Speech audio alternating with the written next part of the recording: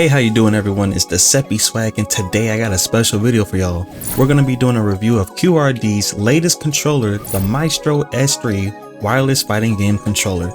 Big shout out to them for sending me this to review, but before we get into that, be sure to like, comment, and subscribe if you're enjoying the content, and don't forget to tap the bell icon to be notified of future uploads. Now with all that out of the way, let's take a look at the Maestro 3 wireless controller.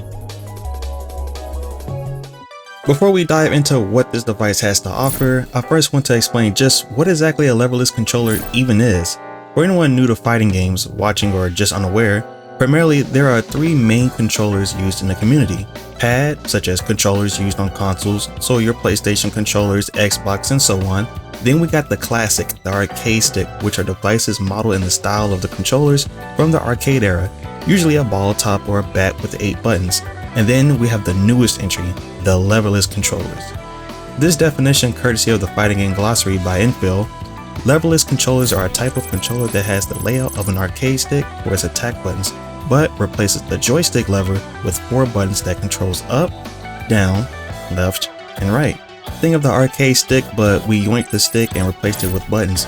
Kind of like back when you were a kid and would play PC games like the King of Fighters Wing on Y8 in the school library and use WASD to move around.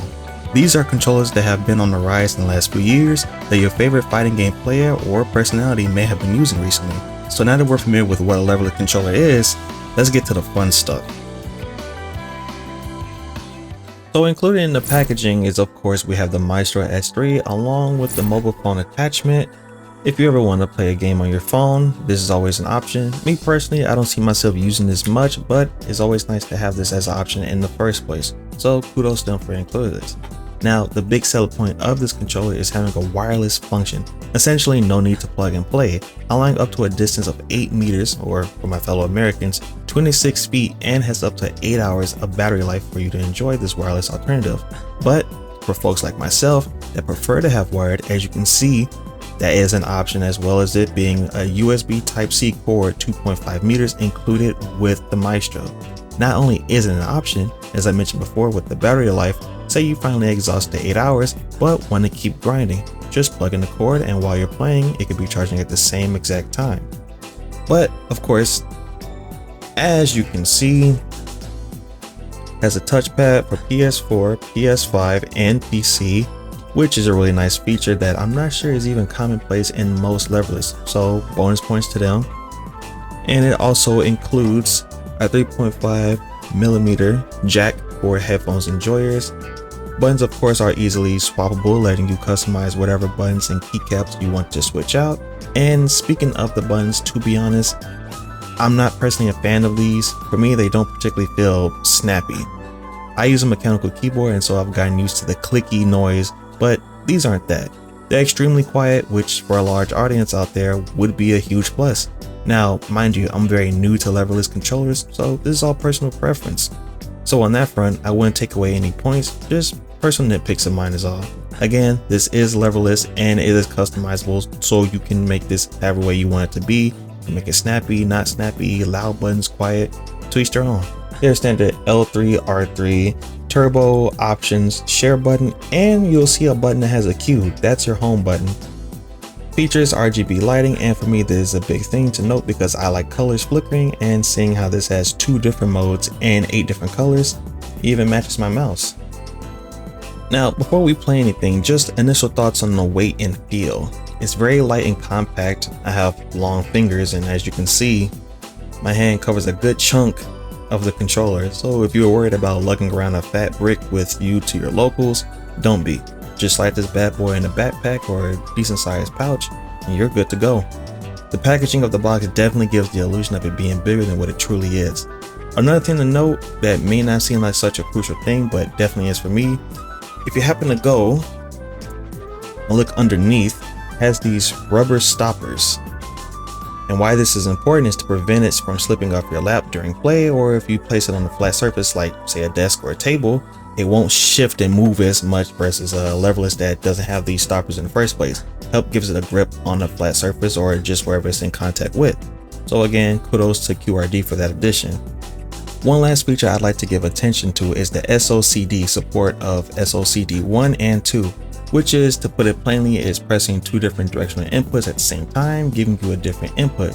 So say you press left and right, you'll get neutral. Up and down, you get up. On SOCD2 though, left and right still gives you neutral, however up and down now also leaves you in neutral. Very helpful for folks that play charge characters. Now we move on to the field testing. Let's try this bad boy out in a real match. Okay, so now that we've gone over what was in the box, what comes with it, and what all features is included with the Maestro S3, I figured again it'd be time for us to actually show you the practicality playing this in different fighting games. So first up we have Samurai Showdown 2019. This game is not very combo heavy, very combo centric. It's more you do a normal into a special move and that's about it. So nothing too insane. So we're gonna start there, work our way up,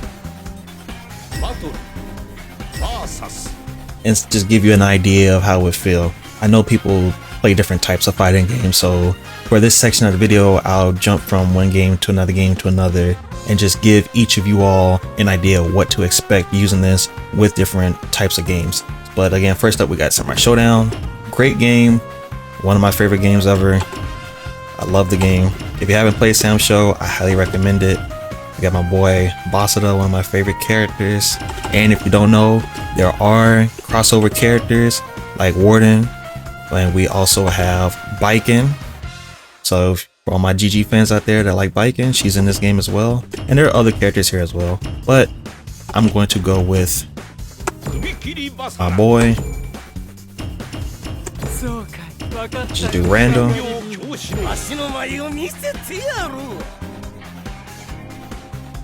And we'll go with, what's a pretty stage? I think we'll go with the snow for the Christmas theme.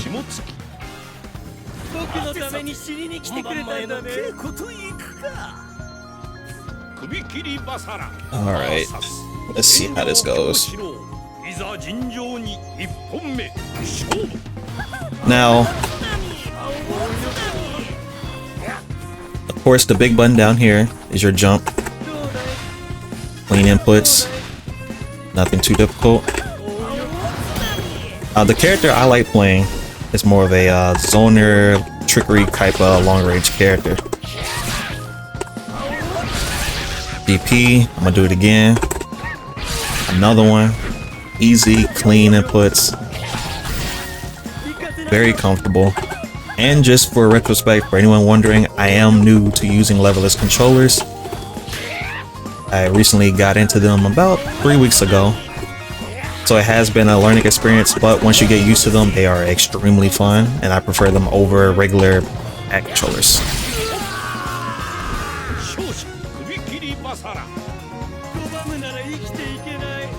But yes, very good. Nice touch. Personally, I'm not too fond of, I guess you could say, the softness of them, but it's not a bad thing per se. Not very loud. I'm gonna see if I could try to hit this super.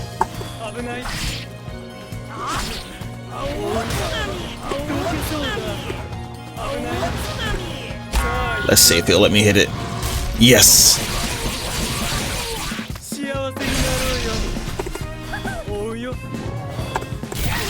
Now let me see if I can do one of my...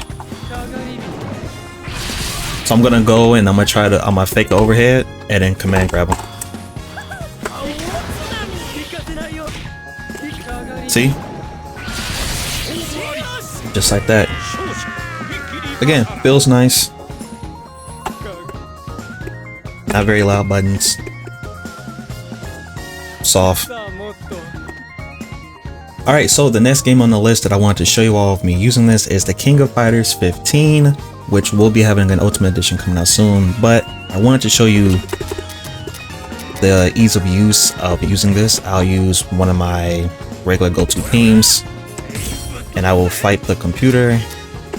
I don't remember what difficulty I have them on. I'll just put them on random characters.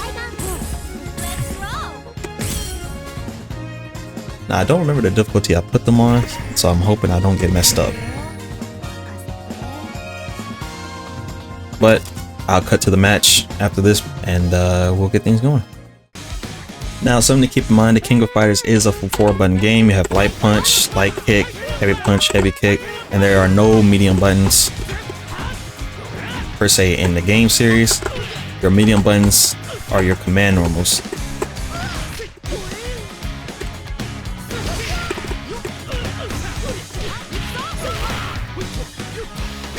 Slide.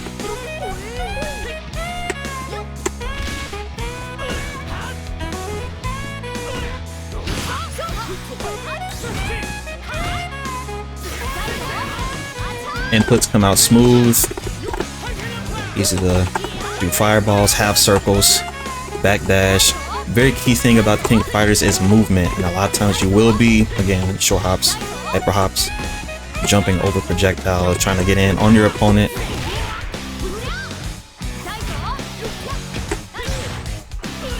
So,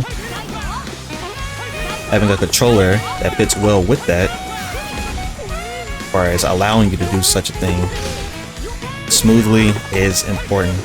And personally, this feels pretty smooth.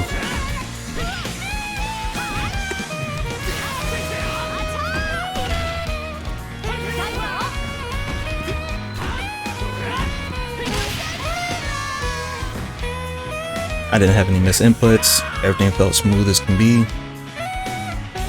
So if someone watching this and you're thinking perhaps you'd like to try this out, I personally think can't go wrong with this.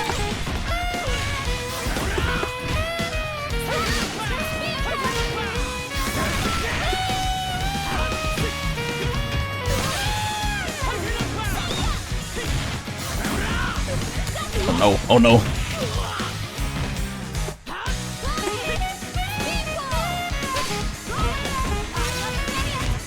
She's trying to kill me.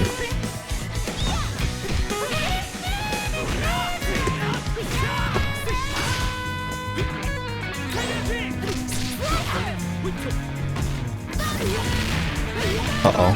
Uh-oh. Of course. Tiger knee.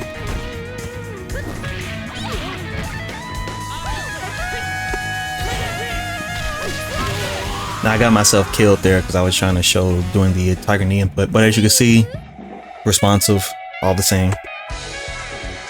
Now Joe doesn't have any quarter circle moves as far as his fireballs. A lot of his fireballs is half circles, but Rock has the classic fireball motion, quarter circle forward, and a lot of stuff in between. So if she lets me, I'll try to do a super.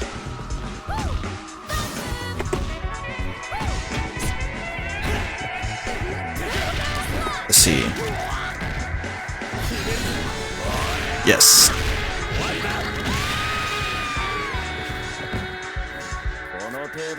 Good feel. Responsive. No sloppy inputs. As when I used pad, I used to get miss inputs. And what would happen on the D-pad of the controller, it would read other directions. So let's say I was pressing left or down, it would read down back or down forward and would give me results I did not want. I don't know why the CPU is trying to show out of recording.